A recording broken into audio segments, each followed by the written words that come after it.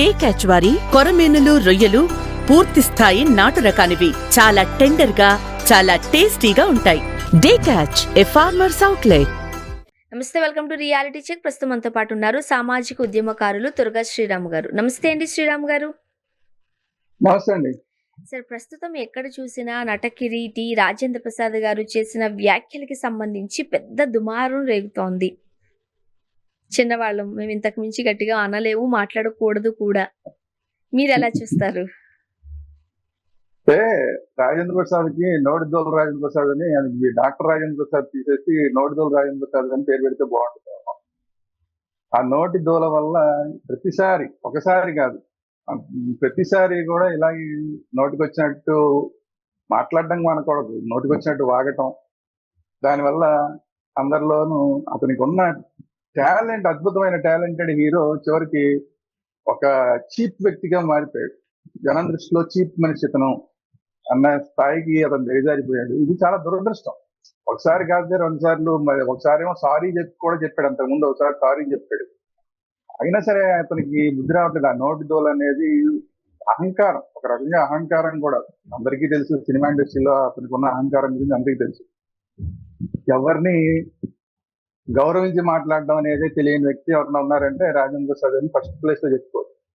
So అట్లాంటి వ్యక్తి ఇప్పుడు కాంతారావు గారి విషయంలో మాట్లాడుతూ కాంతారావు గారి గురించి గొప్పగా చెప్పడం కోసం అని చెప్పి, సరే కాంతారావు గారి గురించి గొప్పగా చెప్పాడు, సరే ఓకే, అదంతా వెరీ గుడ్.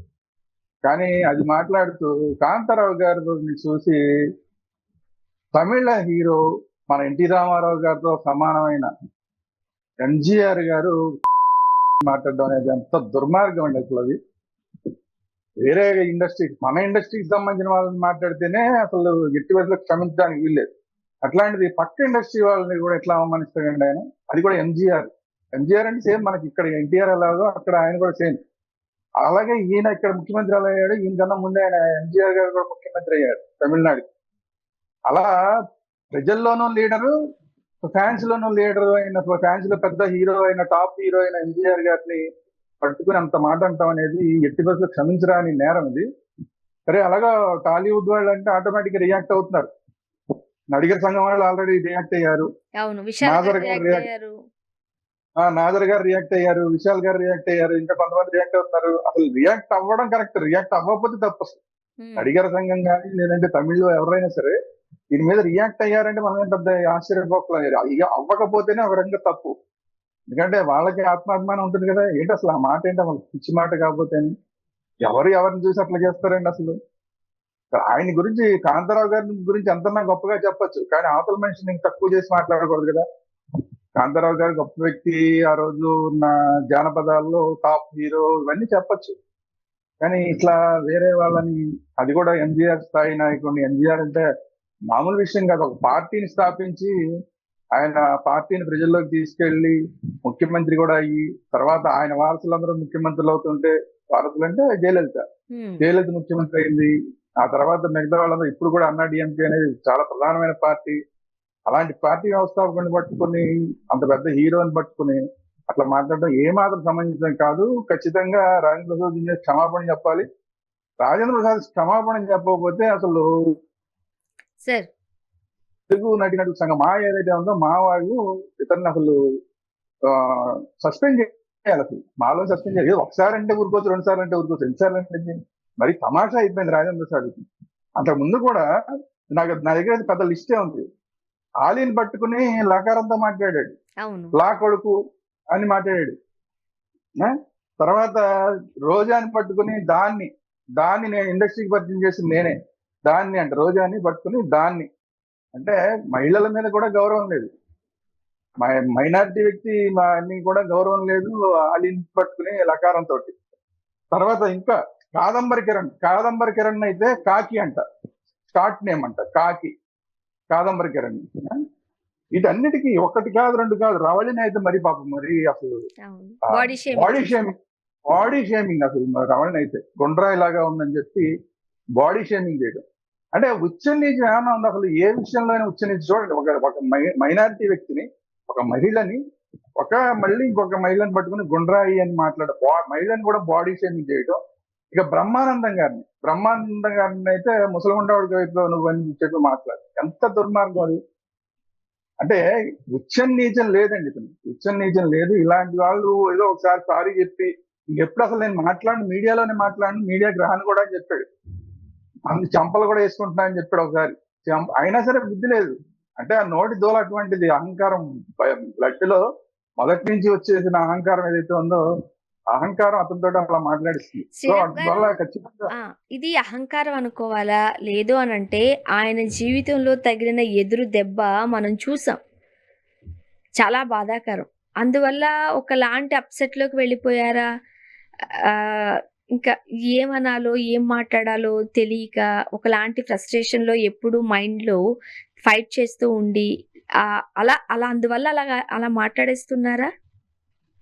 అలా ఒకవేళ అలాంటిది ఏదైనా అంటే సైకియాట్రిస్ట్ చూపించుకోవాలండి. అంతేగాని ఇలా వచ్చేసి ఎవరిని పెడితే వాళ్ళని ఏది పెడితే. మళ్ళీ ఇంకొక డేవిడ్ వార్నర్, మన దేశానికే సంబంధం లేదు, వేరే దేశానికి సంబంధించిన డేవిడ్ వార్నర్ ని మాట్లాడాడు. అంటే ఆడవాళ్ళు లేదు, మగవాళ్ళు లేదు, మైనారిటీ లేదు, మన దేశం వాడా పక్క దేశం వాడా లేదు. ఎంత దుర్మార్గంగా మాట్లాడేవాడిని. కేవలం మనం ఇది అంటే అతనికి జరిగింది చాలా పెద్ద డ్యామేజ్ జరిగింది. ఇండివిజువల్ గా వ్యక్తిగతంగా జరిగిన డ్యామేజ్ చాలా పెద్ద డ్యామేజ్, అందరికీ బాధాకరమైన విషయం. బట్ దానికోసం అని చెప్పి నేను రోడ్డు మీదకి వచ్చేసి అందరినీ ఇష్టం వచ్చినట్టు తిడతాను, నేనేం మాట్లాడినా సరే నన్ను సింపతితో చూడండి అంటే ఎట్లా? సింపతితో చూడండి అంటే ఎట్లా? నువ్వు ఒకవేళ ఏదన్నా సైక్రాటిక్ ప్రాబ్లం ఉంటే సైక్రాటిస్ట్ దగ్గరికి వెళ్ళాలి, చూపించుకోవాలి. అంతే తప్ప నువ్వు బహిరంగంగా తిరగకూడదు. నీ ప్రాబ్లం నీకు తెలిసి ఉంటే నువ్వు సైక్రాటిస్ట్ దగ్గరికి వెళ్ళాలి, నువ్వు ఏదన్నా ట్రీట్మెంట్ తీసుకోవాలి. అంతే తప్ప నేను వచ్చేసి నోటికి వచ్చినట్టల్లా మాట్లాడతాను అంటే అతను అలా ఉన్నాడు అనుకోవడానికి కూడా మనం లేదండి. ఎందుకంటే ఏదో ఒక్క టైంలో ఒక 6 నెలలు 3 నెలలు అలాంటి ప్రాబ్లం ఉందంటే అనుకోవచ్చు. కానీ ఇప్పుడు మామూలుగా సినిమాలు చేస్తున్నారు, సినిమాల్లో బాగానే నటిస్తున్నారు కదా, మరి సినిమాలో నటించేటప్పుడు ఏం ప్రాబ్లం లేదు కదా. అంటే మైక్ ఇచ్చినప్పుడు ప్రాబ్లం. ఇప్పుడు సాధారణంగా కొంతమంది కలిసి సంవత్సరాల తరబడి పనిచేస్తున్నప్పుడు ఒకలాంటి సన్నిహిత అనుబంధం ఉంటుంది, ఎలా పడితే అలా మాట్లాడుకుంటాం మనం. అంటే ఒక రకంగా చెప్పాలంటే బిహైండ్ ద కెమెరా ఏమన్నా మాట్లాడవచ్చు, ఎట్లయినా పిలవచ్చు. కానీ ఆయన ఆన్ కెమెరా దగ్గరకు వచ్చేసరికి అక్కడ పిలిచినట్టుగానే అగౌరవంగా, ఒక రకంగా చెప్పాలంటే మనం అలా చూడలేము. ఇబ్బందికరంగా ఇంట్లో పిలుచుకుంటున్నట్టు, ఇంట్లో మాట్లాడుకుంటున్నట్టు.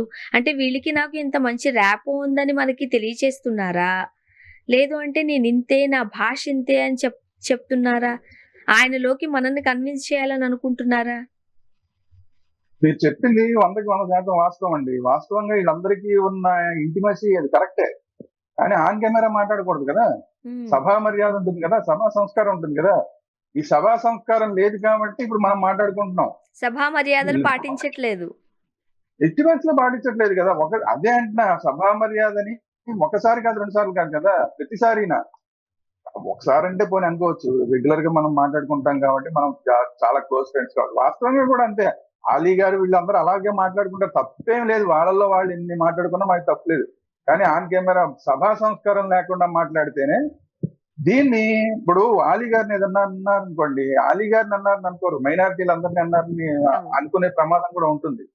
అలాగే ఇప్పుడు మహిళలను అనుకున్నారు, మహిళ ఇప్పుడు రోజాని అన్నా అంటే రోజాకి ఆయనకి చాలా మంచి అనుబంధం ఉండుండొచ్చు, రవళితోటి పెద్ద ప్రత్యేకించి అనుబంధం ఏమి ఉండదు నాకు తెలిసి. కానీ ఆవిడని కూడా అన్నారు. కానీ ఏదైనా కూడా మనం ఇంటర్నల్ గా మాట్లాడుకునే మాటలు తీసుకొచ్చి, ఇప్పుడు బెడ్రూమ్ లో సంసారం చేస్తున్నామని చెప్పి దాన్ని తీసుకొచ్చి పూజ గదిలో సంసారం చేయంగా ఎక్కడ మాట్లాడాల్సింది కానీ అక్కడ ఉంటుంది. మనం స్టేజ్ మీదకి వచ్చి సంసారం చేయం కదా. అందువల్ల ఎక్కడ పాటించే పద్ధతి అక్కడ పాటించాలి తప్ప పిడికి బియ్యానికి ఒకటే మంత్రం పెట్టినట్లాగా నేను అలాగే ఉంటాను. పైగా ఆయన మాటిమాటికి చెప్తుంటారు, నేను ఇలాగే ఉంటాను కూడా చెప్తుంటాడు ఆయన. అంటే నేను ఇంతే అని మాటిమాటికి చెప్తాడు ఆయన. అంటే మీ కర్మ, మీరు ఇంటేనండి లేకపోతే లేదని. నన్ను ఏమన్నా అనుకోండి, నేను పట్టించుకోను అన్నట్లాగా తయారైంది దాని పరిస్థితి. అందుకనే ఇలాంటి వాళ్ళ మీద చర్యలు తీసుకోకపోవడమే తప్పు. ఒకసారి చర్యలు తీసుకుంటే ఇంకొకళ్ళు చేయకుండా ఉంటారు. లేకపోతే రేపొద్దున ప్రతివాడు మాట్లాడతారు, ప్రతివాళ్ళు మాట్లాడి రాజేంద్ర ప్రసాద్ గారు మాట్లాడితే మీరేం చేయలేదు కానీ మేము మాట్లాడితే వచ్చిందా అని అడుగుతారు. రేపొద్దున మా అధ్యక్షుడు విష్ణు ఏం సమాధానం చెప్తాడు? ఇప్పుడు మా అధ్యక్షుడు విష్ణు ఇప్పుడు నడిగర్ సంఘానికి ఏం సమాధానం చెప్తాడు? విష్ణు బాధ్యత ఉంది కదా. ఇప్పుడు నడిగర్ సంఘం దాకా వెళ్ళిపోయింది. నడిగర్ సంఘం మాత్రమే కాదు, సౌత్ ఇండియన్ ఫిల్మ్ ఛాంబర్ ఉంది, వాళ్ళు కూడా దీని మీద చర్యలు తీసుకుంటారు. అప్పుడు వాటన్నిటికీ కూడా విష్ణు ఏం సమాధానం చెప్తాడు. ఇప్పుడు ఇటువంటి సీనియర్ నటులు మాట్లాడే మాటల వల్ల మన ఇండస్ట్రీ కూడా తలదించుకునే పరిస్థితికి వెళ్ళడం లేదు. ఆయన కెరీర్ మీద ఏమైనా ప్రభావం పడుతుంది అనుకోవడానికి లేదు. అంతటి సీనియర్ ఆర్టిస్ట్కి కెరీర్ మీద ఎటువంటి ఇబ్బంది పడదు. కానీ మరి ఎట్లా ఆయన నోటికి కళ్ళెం వేసేది? ఒకటే అండి, ఇలాంటి వాళ్ళని ఎక్కడ కూడా సినిమాల్లో యాక్టింగ్ చేయించుకున్నా కూడా ఆ ఫంక్షన్స్ పిలవకూడదు. ఇలాంటి వాళ్ళని ఎక్కడ కూడా బహిరంగ సభలకు పిలవకూడదు. ఎందుకంటే వీళ్ళకి సభా మర్యాద తెలియదు, సమాజంలో ఎలా వ్యవహరించాలో తెలియదు. ఇలాంటి వాళ్ళని పులిని బోన్లో పెట్టినట్టు బోన్లోనే ఉంచాలి. ఎంతసేపు ఆ యాక్టింగ్, ఆ స్టూడియోలో యాక్టింగ్ అంతవరకే ఉంచాలి తప్ప బయటికి రాకూడదు. వీళ్ళు బయటికి పిలిచి వీళ్ళకి మర్యాద ఇవ్వకూడదు. వీళ్ళకి మర్యాద దక్కించుకునే లక్షణం లేదు కాబట్టి సభా సంస్కారం తెలియని వాళ్ళని సభలోకి పిలిచి దాని ద్వారా అసలు ఆ సినిమా ఫంక్షన్ అంతా గందరగోళం అయిపోతుంది. వీళ్ళ వల్ల పెద్ద నష్టం ఏంటంటే సినిమా ఏదైతే సినిమా వీళ్ళు యాక్టింగ్ చేసి దాన్ని ప్రమోట్ చేయడానికి వచ్చారో, లేదంటే వీళ్ళు చేయకపోయినా సరే ఏదో మన రాజేంద్ర ప్రసాద్ గారు పిలుద్దాం గౌరవంగా అని చెప్పి పిలిస్తే ఆ సినిమాలకు కూడా నష్టం జరుగుతుంది వీళ్ళు మాట్లాడిన మాటల వల్ల. సో వీళ్ళు మాట్లాడిన మాటల వల్ల సినిమా ఇండస్ట్రీకి లాస్, తెలుగు వాళ్ళకి లాస్. ముఖ్యంగా తెలుగు వాళ్ళు అంటే ఇలా ఉంటారేమో. ఎందుకంటే రాజేంద్ర ప్రసాద్ అంటే సామాన్యం కాదండి. ప్రపంచంలో ఎక్కడ తెలుగు వాళ్ళు ఉన్నా సరే, అది వాడు ఆంధ్రవాడ, తెలంగాణ వాడు, ఇంకోడా అని కాదు, రాజేంద్ర ప్రసాద్ సినిమాలు చూసి ఆనందిస్తూ ఉంటారు. ఈవెన్ అమెరికాలో కూర్చుని కూడా వాళ్ళు ఎంత స్ట్రెస్ లో ఉన్నా కూడా రాజేంద్ర ప్రసాద్ సినిమా చూడంగానే రిలాక్స్ ఫీల్ అవుతాడు. అంత గొప్ప నటుడు. అలాంటి రాజేంద్ర ప్రసాద్ గురించి మొత్తం ప్రపంచం అంతా చెప్పిన తర్వాత మిగతా వాళ్ళు ఏమనుకుంటారు, ఇలాంటివి చూసిన తర్వాత డేవిడ్ వార్నర్ వెళ్ళి అక్కడ రాజేంద్ర ప్రసాద్ అని ఆయన ఉన్నాడు, నోటికి వచ్చినట్టు మాట్లాడతాడని వెళ్ళి ఆస్ట్రేలియాలో చెప్పాడు అనుకోండి. ఆస్ట్రేలియాలో మాత్రమే కాదు, డేవిడ్ వార్నర్ ప్రపంచం అంతా తిరుగుతాడు. ఇక వెళ్ళిన చోటల్లా అక్కడ రాజేంద్ర ప్రసాద్ అని ఒకడు ఉన్నాడు, వాడు ఇట్లా మాట్లాడతాడని మాట్లాడాడు అనుకోండి. ఏంటి పరిస్థితి? మన పరిస్థితి ఏంటి అసలు? తెలుగు వాళ్ళకి ఎంత తలవంపులు. కాబట్టి ఏంటంటే వీళ్ళు క్రికెటర్ గా వార్నర్ ఒక బ్రాండ్ అంబాసిడర్. అతను వాళ్ళ దేశం తరఫున స్పోర్ట్స్ లో ఒక బ్రాండ్ అంబాసిడర్. అలాగే రాజేంద్ర ప్రసాద్ అనే ఆయన మొత్తం తెలుగు ఇండస్ట్రీకి మాత్రమే కాదండి, మొత్తం ఇండియన్ సినిమాకి ఒక మంచి బ్రాండ్ అంబాసిడర్. అలాంటి ఒక బ్రాండ్ అంబాసిడర్ ఇట్లా మాట్లాడితే ఏమని మెసేజ్ వెళ్తుంది? ప్రపంచవ్యాప్తంగా ఏమని మెసేజ్ వెళ్తుంది? ఇండియాలో ఇంతే కాబోలు, సినిమా వాళ్ళంటే ఇలాగే ఉంటారు కాబోలు, తెలుగు వాళ్ళు అసలు ఇలాగే ఉంటారు కాబోలు అనుకునే ప్రమాదం ఉంది. అందువల్ల ఒకటి మా అసోసియేషన్ ఇమ్మీడియట్ గా రాజేంద్ర చర్యలు తీసుకోవాలి. ఇంతకు ముందే చర్యలు తీసుకోవాలి. అదేదో సారీ చెప్పాడు నూరుకున్నారు, ఈసారి సారీ చెప్పినా కూడా ఊరుకోకూడదు, ఖచ్చితంగా చర్యలు తీసుకోవాలి. అలాగే సౌత్ ఇండియన్ వాళ్ళు కూడా, సౌత్ ఇండియన్ ఫిలిం ఛాంబర్ కూడా ఈయన్ని వేరే లాంగ్వేజ్ లో పిలవకుండా వాళ్ళు కూడా చర్యలు తీసుకోవాలి ఖచ్చితంగా. అది కాకుండా ముఖ్యంగా నేను కోరేది ఏంటంటే, ఈయన సభలకు పిలవకండి దయచేసి, సినిమా ఫంక్షన్స్ కి ఈయన పిలవకండి, ఈయన అతిథిగా పిలవకండి. ఆయన అతిథిగా రావడం మా దేవుడికి కానీ మీకు ఒక ట్రాజడీ అయిపోతుంది, మొత్తం ఆ సినిమాకి కానీ వాళ్ళకి కానీ ట్రాజడీ అయిపోతుంది. కాబట్టి ఆయన అతిథిగా ఉండటానికి పనికిరాడు, కేవలం ఒక నటుడిగా మాత్రమే పనికొస్తాడు తప్ప స్టేజ్ ముందుకు కానీ మైక్ ముందుకు కానీ ఆయన తీసుకురావడానికి పనికిరాడు. ఆయన కంట్రోల్లో లేదు, ఆయన మైండ్ కంట్రోల్లో లేదు. ఆయన అహంకారమా లేదంటే ఇంకోట ఏదన్నా అనుకోండి. సో ఆయన కంట్రోల్లో ఉన్నాడు. కంట్రోల్ లేని మనిషిని బయట వదలడానికి అవకాశం లేదు. కాబట్టి ఖచ్చితంగా అందరూ కూడా దీన్ని దృష్టిలో పెట్టుకుని రాజేంద్ర ప్రసాద్ గారిని ఎవరు పిలవద్దు. ఇంకోటి ఏంటంటే, ఒకవేళ మీరు అన్నట్టు ఆయనకి ఏమైనా ప్రాబ్లం ఏదైనా ఉంటే, హెల్త్ ఇష్యూ ప్రాబ్లం ఏదైనా ఉంటే, ఖచ్చితంగా సినిమా ఇండస్ట్రీ అందరూ కూడా ఆయన మీద కన్సర్న్ చూపించి ఆయన ఇమీడియట్ గా, ఆయన మరి చూపించుకోవాలో తెలియదు కానీ ఆయన ఇమీడియట్ గా సైకియాట్రిస్ట్ చూపించాల్సిన అవసరం అయితే ఖచ్చితంగా ఉంటుంది. ఆయన హెల్త్ కూడా మనకి ఇంపార్టెంట్. ఎందుకంటే నేను చెప్పాను కదా, ఆయన ప్రపంచవ్యాప్తంగా కూడా ఇండియన్ సినిమాకి ఒక బ్రాండ్ అంబాసిడర్. అద్భుతమైన వ్యక్తి రాజేంద్ర ప్రసాద్. రాజేంద్ర ప్రసాద్ అద్భుతమైన వ్యక్తి అంటంలో, అద్భుతమైన నటుడు అంటంలో ఏ సందేహం లేదు.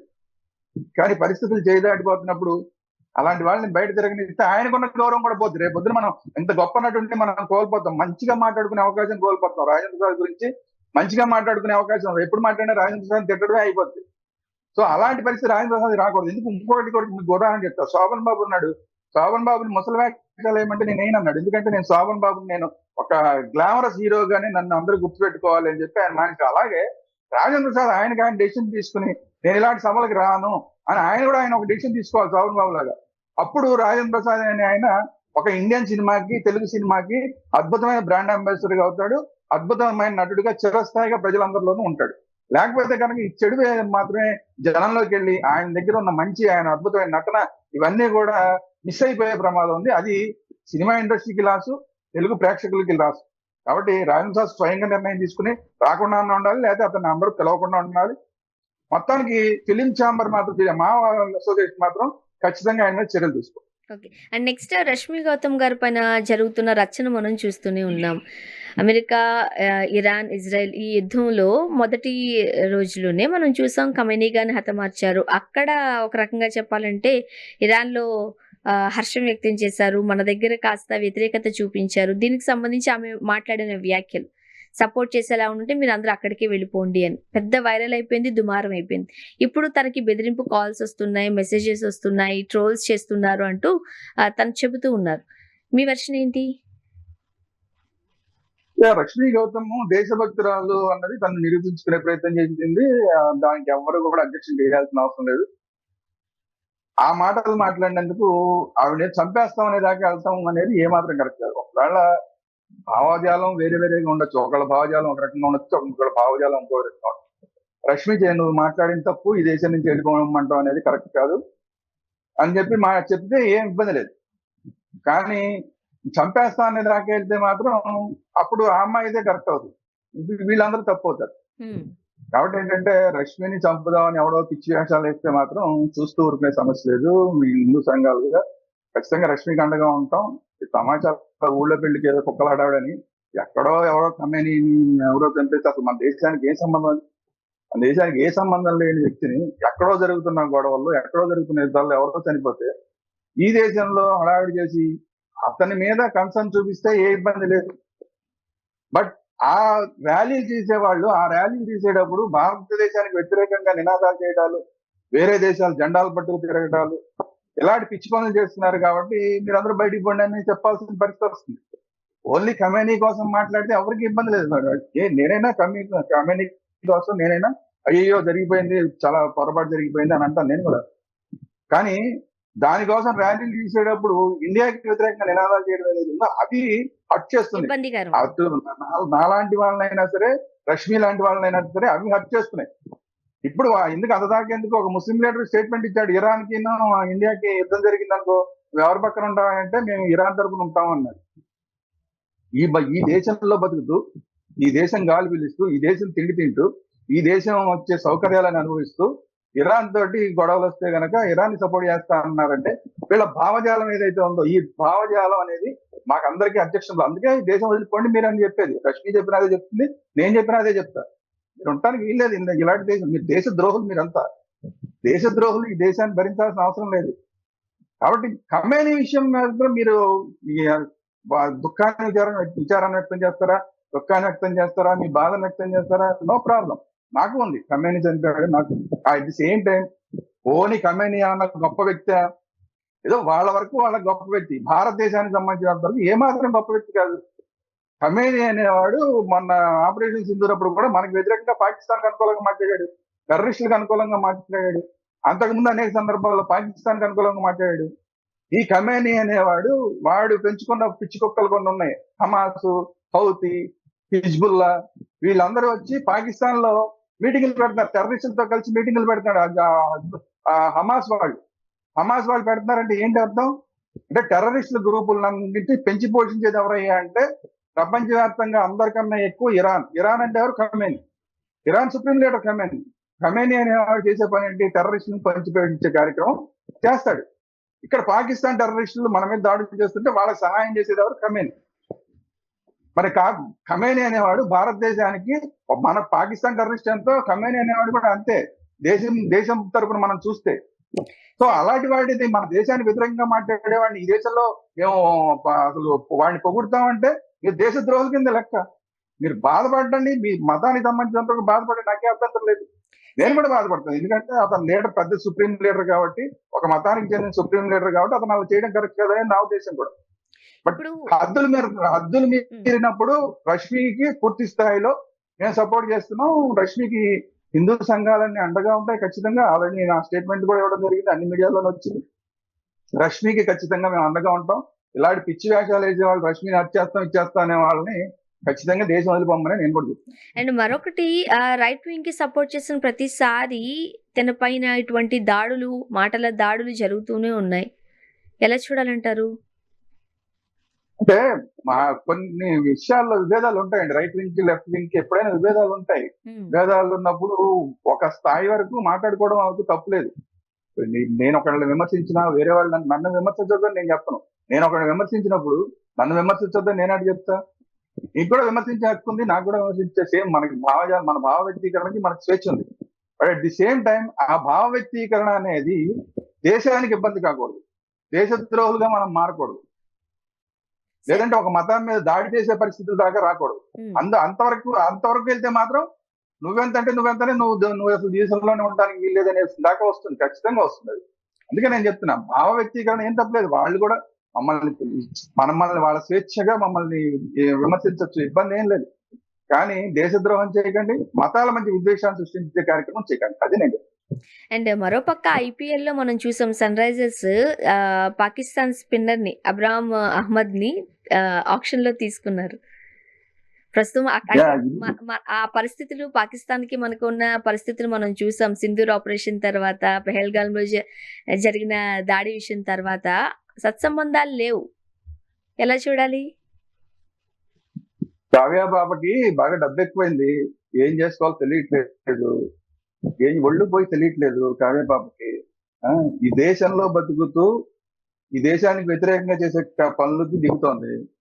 కాబట్టి ఈ రోజు కావ్యాన్ని అందరూ తిడుతున్నారు, సన్ రైజర్స్ అందరూ తిడుతున్నారు అంటే ఎందుకు తింటారు? ఈ రోజు మనకి అతను మనం బంగ్లాదేశ్ ప్లేయర్ ని మనం ఐపీఎల్ ఆడించొద్దు అని చెప్పాం. నేనే డిమాండ్ చేశాను. అప్పుడు షారుఖ్ ఖాన్ అనేవాడు, షారుఖ్ ఖాన్ తనని కొన్నాడు కాబట్టి ఎట్రా నువ్వు ముస్లిమా, మీరిద్దరు ముస్లిం కాబట్టి కొంటారా అని కొంతమంది అన్నారు. నేను ఆ మాట లేదు, కానీ బంగ్లాదేశ్ కి మనకి వ్యతిరేకత ఉంది కాబట్టి ఈ రోజు హిందువుల మీద దాడులు చేస్తున్నారు కాబట్టి అతను నెట్వర్క్ తీసుకోవడానికి వీల్లేదని. అది మొత్తం దేశవ్యాప్తంగా ఈ విధానం తీసుకున్నారు. బీసీఐ ఆ విధానాన్ని తీసుకుంది, అతను తప్పించారు. ఏకంగా దానికి కలిగి బంగ్లాదేశ్ అసలు మొన్న వరల్డ్ కప్ ని ఆడలేదు. ఇంత ఇష్యూ జరిగిన తర్వాత అంతకన్నా పెద్ద మనకి మొదటి నుంచి కూడా దేశమైన పాకిస్తాన్ సంబంధించిన వాళ్ళకి అమ్మాయి కొంది అంటే ఏమనుకోవాలి? షారుఖ్ ఖాన్ కొన్నాడంటే నువ్వు ముస్లిం కాబట్టి నువ్వు ముస్లిం అని కొన్నావా, నువ్వు ఈ దేశానికి సంబంధించి పట్టించుకోకుండా అని అన్నప్పుడు అసలు ఈ అమ్మాయి ముస్లిం కాకపోయినా సరే వెళ్ళి ఆ పాకిస్తాన్ కొంది అంటే ఏమనుకోవాలి? అంటే కావాలని అనుకోవాలి కదా. అంతే కదా, తెలుసు కదా అమ్మాయికి ఇంత వ్యతిరేకత వస్తుందని తెలుసు కదా. మన షారుఖ్ ఖాన్కి ఏం జరిగిందో తెలుసు.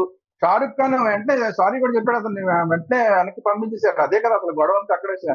బంగ్లాదేశ్ కి మనకి ఐపీఎల్ ఆడకపోవడానికి కారణం అదే, ఐపీఎల్ వరల్డ్ కప్ లో ఆడకపోవడానికి కారణం అదే కదా, అసలు అదే బీజం. మరి అంత జరిగిన తర్వాత ఈ అమ్మాయిని పాకిస్తాన్ అనుకుందంటే ఆ పోనీ అబ్రార్ అహ్మద్ అనేవాడు వాడు ఏమన్నా పతిత్తా అంటే మనకి ఆపరేషన్ సింధూర్ అప్పుడు మనకి వ్యతిరేకంగా వీడియోలు చేశాడు.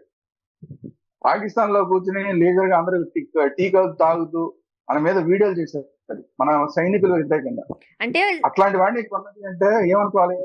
ఇక్కడున్న సానియా మిర్జా గారు పాకిస్తాన్ కోడలు అయిన తర్వాత కూడా ఆమె చాలా సందర్భాల్లో క్వశ్చన్స్ చేసినప్పుడు ఆమె భారతదేశాన్ని సపోర్ట్ చేసుకుంటూ వచ్చారు. ఆ దేశం ఉన్నప్పుడు కూడా నేను అనేది. బట్ ఇప్పుడు మన పరిస్థితులు చూస్తుంటుంటే ఇప్పుడున్న చాలా ఇబ్బందికరమైన పరిస్థితులు వచ్చినప్పుడు మన దేశానికి సపోర్ట్ చేయాలి. ఇంతకు ముందు అన్నట్టు ఆపరేషన్ సింధూర్ సమయంలో ఆ అబ్బాయి చేసిన వీడియోస్ మనం చూసాం, అహ్మద్ చేసిన వీడియోస్ మనం చూసాం. చూసిన తర్వాత కూడా ఆప్షన్ లో తీసుకున్నారంటే ఎలా చూడాలి? అదే అండి చెప్పాను కదా, ఒళ్ళు పోయి తెలియట్లేదు, బాగా డబ్బు మదం బాగా ఎక్కిపోయి కావాలని పోక్ చేస్తున్నారా? అంటే ఫ్యాన్స్ ని ఎప్పుడైనా ఏ ఫ్రాంచైజీ అన్నా అసలు బతకాలంటే ఫ్యాన్స్ మీద బతుకుతుంది. ఫ్యాన్స్ లేకపోతే ఈ ఫ్రాంచైజీ లేదు, పాడు లేదు, అసలు ఇదంతా ఉండదు మొత్తం. కానీ ఆ ఫ్యాన్స్ కి వ్యతిరేకంగా ఆవిడ వెళ్ళిందంటే ఏ స్థాయిలో ఆవిడ అహంకారం పెరిగిపోయింది అనేది మనకు అర్థమవుతుంది. అంటే ఇప్పుడు డబ్బు ఉంది, ఆ డబ్బుతోటి ఒక్క మన దగ్గరే కాదు ఇప్పుడు జరిగింది ఇదంతా ఇంగ్లాండ్ కి సంబంధించిన 100 అనే టోర్నమెంట్, దానికి సంబంధించి తీసుకున్న దాంట్లో ఇది జరిగింది. అది కాకుండా సౌత్ ఆఫ్రికా T20 లీగ్ లో కూడా సన్ రైజర్స్ టీం ఉంటుంది, అక్కడ కూడా ఈవిడే కొంటుంది. సో అలాంటి చోట్ల మిగతా ఎవరైనా సరే ఈ భారతదేశానికి సంబంధించిన ఫ్రాంచైజీలు ఏవైనా సరే పాకిస్తాన్ వాళ్ళని కొనకూడదు అనేది ఒక అన్రిటన్ రూల్. ఎవరు కూడా పైకి చెప్పక్కల్లా, అన్రిటన్ రూల్ కింద దాన్ని పాటిస్తారు. మిగతా వాళ్ళు ఎవరు కూడా కొంటలేదు. కానీ కావ్య ఒకటి కొందంటే ఏంటి, ఈవిడకున్న డిఎంకే బ్యాక్గ్రౌండ్. అదే డిఎంకే బ్యాక్గ్రౌండ్ ఏంటి, డిఎంకే వాళ్ళు మాది తమిళ అంటారు, మాది భారతదేశం కాదంటారు, తమిళ దేశం మాది సపరేట్ అంటారు. ఇలా రకరకాలుగా మాట్లాడుతూ దేశ వ్యతిరేకంగా సంబంధించిన అనేక వ్యాఖ్యలు చేస్తుంటారు ఇలాంటి. అది కాకుండా హిందుత్వానికి వ్యతిరేకంగా చేస్తుంటారు. ఇప్పుడు ఈ గొడవ అంతా ఏంటి, ఇప్పుడు ఇది హిందూ దేశం, అది పాకిస్తాన్ ముస్లిం దేశం అని కదా ఆ గొడవ అంతా. అంటే ఇప్పుడు ఈవిడ చేస్తున్నది రెండు రకాలు. ఒకటి దేశానికి వ్యతిరేకంగా, రెండు హిందూ సెంటిమెంట్లకు వ్యతిరేకంగా. ఈ రెండింటికి వ్యతిరేకంగా ఇప్పుడు కావ్య వెళ్ళింది కాబట్టి అసలు ఈ మొత్తం ఈ జరిగినప్పటి నుంచి కూడా ఫ్యాన్స్ అందరూ విపరీతంగా ట్రోల్ చేస్తున్నారు కావ్యాని. ఆ సన్ రైజర్స్ లీడ్స్, ఆ టీం పేరు లీడ్స్, సన్ రైజర్స్ లీడ్స్. ఆ టీం ని ఏకంగా ట్రోల్ చేయడం కాదు, అసలు మొత్తం దాని అకౌంట్ మీద రిపోర్ట్లు కొట్టారు. ఇప్పుడు మొత్తం బ్లాక్ అయిపోయింది. సన్ రైజర్స్ లీడ్స్ అనేది ఆ అకౌంట్ మొత్తం కూడా బ్లాక్ అయిపోయింది. అలాగా ఇప్పుడు చేయవలసిన ఇలాంటి ఒళ్ళు కొవ్వు పెరిగిన వాళ్ళకి, అది మహిళలు అన్నవచ్చు పురుషులు అన్నవచ్చు, దేశానికి సంబంధించిన విషయంలో మహిళలు అంటే ఏమాత్రం వాళ్ళకి ఎగ్జామ్షన్ ఉండదు. కావ్యకు కూడా ఏమాత్రం ఎగ్జామ్షన్ లేదు. కాబట్టి ఎట్టి పరిస్థితుల్లో సన్ రైజర్స్ హైదరాబాద్ ని కూడా, ఆ టీం ని కూడా అందరూ వ్యతిరేకిస్తారు. రేపు పొద్దున్న నుంచి ఈ బ్యాన్ సన్ రైజర్స్ హైదరాబాద్ అనేది ఆ హ్యాష్ ట్యాగ్ తోటి రేపు నుంచి అన్ని ట్రోలింగ్ అనేది జరుగుతుంది. ఇప్పుడు ఆ అమ్మాయికి ఉన్న ఫ్రాంచైజీ వాల్యూ కూడా తగ్గిపోతుంది. ఇంకొకటి చెప్పాలి ఈ సందర్భంగా, ఇట్లాంటి పనికి మాలిన వాళ్ళని అసలు సన్ రైజర్స్ హైదరాబాద్ ఏంటి, హైదరాబాద్కి ఏం సంబంధం, కావ్యాకి హైదరాబాద్కి ఏం సంబంధం? అసలు కావ్యాన్ని హైదరాబాద్ సన్ రైజర్స్ నుంచి బయటికి పంపించాలి, వేరే ఫ్రాంచైజీకి ఇమీడియట్ గా ఇచ్చేయాలి. వీళ్ళకి ఎంత బలుపు అంటే, వీళ్ళకి ఈ సన్ రైజర్స్ హైదరాబాద్ అని పేరు పెట్టుకుని తెలుగు వాళ్ళని ఒక్కళ్ళని కూడా పెట్టుకోరు. ఒక్క రెడ్డి ఒక్కడు బలవంతం పెట్టుకుంటున్నారు. అది కూడా ఒక్కడు కూడా లేకపోతే ఊరుకో అని చెప్పి గొడవలు జరిగితే అప్పుడు విశాఖపట్నం సంబంధించి మన రెడ్డి ఉన్నాడు కదా, అతను ఒక్కడిని పెట్టుకుంటున్నారు, నితీష్ కుమార్ రెడ్డిని. మిగతా వాళ్ళు ఎవరిని అసలు తెలుగువాడు ఉండడు. సన్ రైజర్స్ హైదరాబాద్ ఏంటి అంటే, వీళ్ళు తమిళనాడు వాళ్ళు కాబట్టి ఇక్కడ ఈ ఫీలింగ్ కూడా చూపించి తెలుగువాడు అనే వాళ్ళు లేకుండా ఆ సన్ రైజర్స్ టీం ఉంటుంది. సో అట్లాంటి సన్ రైజర్స్ టీం ని ఏదో బలవంతాన్ని భరిస్తున్నారు ఆమె కావ్యమారని. ఇప్పుడు ఖచ్చితంగా ఇలాంటి పనులు చేసినందుకు, దేశద్రోహ కార్యక్రమాలు చేసినందుకు, పాకిస్తాన్ సంబంధించిన వాడిని తీసుకున్నందుకు, అసలు సన్ రైజర్స్ హైదరాబాద్ ఫ్రాంచైజీ నుంచి ఈ మారన్స్ ఎవరైతే ఉంటారో, కావ్య మారన్ కానీ మిగతా అది వీళ్ళది ఏదో, వీళ్ళకి అసలు పేరు ఏదో ఉంది, సన్ గ్రూప్ అనుకుంటా. ఇది ఆ సన్ గ్రూప్ వాళ్ళని మొత్తం తీసిపడేయాలి. ఎట్టి పరిస్థితుల్లో ఐపీఎల్ ఫ్రాంచైజీలోకి వీళ్ళు మళ్ళీ రాకుండా వాళ్ళని బహిష్కరించాలి. ఈ అమ్మాయి ఉన్నంత కాలం కూడా అసలు సన్ రైజర్స్ హైదరాబాద్ టీం ని కూడా బ్యాన్ చేయాలి ఐపీఎల్ నుంచి. కాబట్టి దేశానికి సంబంధించిన విషయంలో ఏమాత్రం కాంప్రమైజ్ అవడానికి వీల్లేదు. ఈ అమ్మాయిని ఖచ్చితంగా బ్యాన్ చేయవలసిందే. సరదాగా కనబడుతోంది, అందరికీ హుషారుగా కనబడుతోంది అని గుర్తే కావ్య పాప అని ముద్దు చేస్తే చివరికి ఏదో చేశారట. అలాగైపోయింది ఈ అమ్మాయి పరిస్థితి. కాబట్టి ఎట్టి పరిస్థితి కావ్య పాపను ముద్దు చేయడానికి అవకాశం లేదు. ఆ అమ్మాయిని మళ్ళీ తమిళనాడుకి తన్ని తగిలేసేదాకా తెలుగు ప్రజలు అయితే యాక్సెప్ట్ చేయడానికి వీలేదు. కావ్యని బ్యాన్ చేయాలంటారు మీరు? 100% అండి, 100%. కావ్యాన్ని కాదు, కావ్యతో పాటు వాళ్ళ గ్రూప్ సన్ గ్రూప్ ఏదో ఉంది, ఆ గ్రూప్ ని బ్యాన్ చేసి సన్ రైజర్ ఫ్రాంచైజీని ఇమీడియట్ గా వేరే వాళ్ళకి అప్పచెప్పాలి. అలా అప్పచెప్పేదాకా కూడా సన్ రైజర్స్ హైదరాబాద్ టీం కి ఎవరు సపోర్ట్ చేయదు, తెలుగు వాళ్ళు ఎవరు సపోర్ట్ చేయదు. ఇంకా అమ్మాయికి అది జరగదు. వ్యాపారాత్మకంగా అమ్మాయికి లాస్ వస్తేనే ఆ అమ్మాయికి బుద్ధి వస్తుంది. లేదంటే నా దగ్గర డబ్బు ఉంది, నా ఇష్టారాజ్యంగా చేస్తానంటే చూస్తూ ఊరుకోవడానికి దేశ ప్రేమికులు ఎవ్వరు కూడా సిద్ధంగా లేరు. కేవలం క్రికెట్ మాత్రమే కాదు, క్రికెట్ అనేది ఈ దేశంలో, భారతదేశంలో ప్రతి ఒక్కరి బ్లడ్ లోనే ఉండిపోయింది. దేశం అంటే ఏంటో, క్రికెట్ అంటే అదే. రెండింటికి ఏం తేడా లేదు. ఈ అమ్మాయి రెండింటికి తేడా చూపిస్తుంది. ఇది కాకుండా తమిళనాడు ఫేవరెట్ చూపిస్తుంది. ఇది కాకుండా అసలు ఇది డిఎంకే కల్చర్ ని తీసుకొచ్చే ప్రయత్నం చేస్తుంది. కాబట్టి ఇవన్నీ చేస్తుంది. ఇన్ని తప్పులు చేసిన కావ్యాన్ని ఆ సన్ గ్రూప్ ని ఎట్టి పరిస్థితుల్లో యాక్సెప్ట్ చేయడానికి వీల్లేదు, ఖచ్చితంగా బ్యాన్ చేయాల్సింది. శ్రీరామ్ గారు, కూటమి ప్రభుత్వం, మనం ఏపీ రాజకీయాల దగ్గరికి వెళితే కూటమి ప్రభుత్వంలో దేవుళ్ళకి సంబంధించి అపచారాలు జరుగుతూనే ఉన్నాయి. అండ్ కోటప్ప కొండలో జరిగిన అపచారం తెలిసిందే. నాసిరకం బియ్యంతో దేవునికి ప్రసాదం వండారు, అది భక్తులు ఇచ్చిన బియ్యం. సో రీజన్స్ ఏవైనా కావచ్చు, కానీ అలా చేయడం అయితే తప్పే కదా. 100% తప్పండి. దేవుడికి ఖచ్చితంగా అక్కడ అపచారం జరిగింది.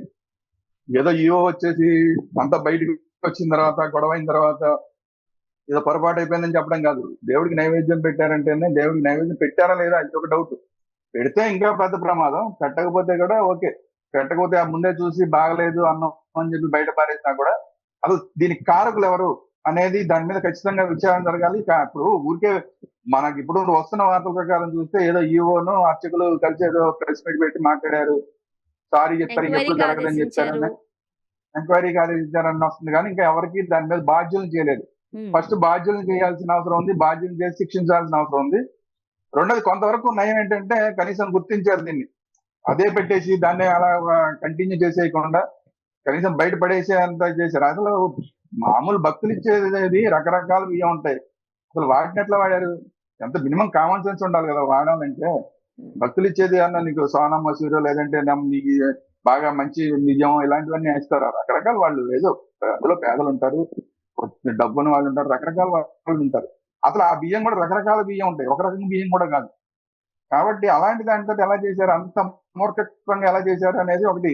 అక్కడ ఏదో సమస్య అయితే ఉన్నట్టుంది, ఆ టైంకి ఏదో బియ్యం అందుబాటులో లేవేమో. లేవు అదే రీజన్స్ ఏదైనా ఎందుకంటే కావచ్చు. అంటే మళ్ళీ కారణం మళ్ళీ ఏదైనా కావచ్చు కానీ అలా చేయకూడదు కదా. అంటే నేననేది తర్వాత మళ్ళీ దేవాదాయ శాఖ వాళ్ళు ఇచ్చిన దాంతో మళ్ళీ వండామన్నారు. ఉమ్, అదంటే ఎక్కడో పొరపాటు జరిగింది, ఆ పొరపాటు సరిద్దా. ఇంకోటి ఏంటంటే అసలు ఈ మొత్తం దేవాలయ అన్నిటి మీద కూడా అసలు ఏమాత్రం శ్రద్ధ కనిపించట్లేదండి. దేవాదాయ శాఖ మంత్రి అసలు నాకు తెలిసి అయితే అన్ఫిట్ అనిపిస్తుంది నాకైతే మాత్రం. శ్రీరామ్ గారు, ఎందుకంటే తిరుపతిలో తొక్కిసలాట చూసాము, సింహాచలంలో గోడ కూలిన సందర్భం చూసాము, శ్రీశైలంలో లాఠీ చార్జ్ చూసాము, గోదావరి పుష్కరాలు త్వరలో రాబోతున్నాయి. ఎలా మరి? ఎక్కడో చోట తప్పు దొర్లుతూనే ఉంది. జరుగుతూనే ఉంది. అసలు శ్రీశైలంలో లాఠీ చార్జ్తో పాటు శ్రీశైలం ప్రసాదంలో కూడా కలిసి అంటున్నారు. వీటన్నిటి మీద కూడా ఎక్కడ బాధ్యతగా దేవాదాయ శాఖ మంత్రి బాధ్యత వహిస్తున్నట్టు కనిపించలేదు.